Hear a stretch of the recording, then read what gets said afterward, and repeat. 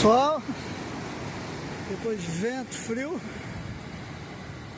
hoje a maré tá desse jeito aí, agitada, mexida, é um ciclone que vem em alto mar. Aí, outros farol fundo e a Praia do Cal.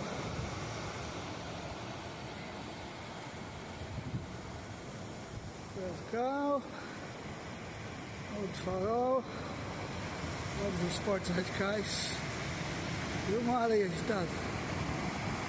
Pouco, né? Não é muito, mas tá.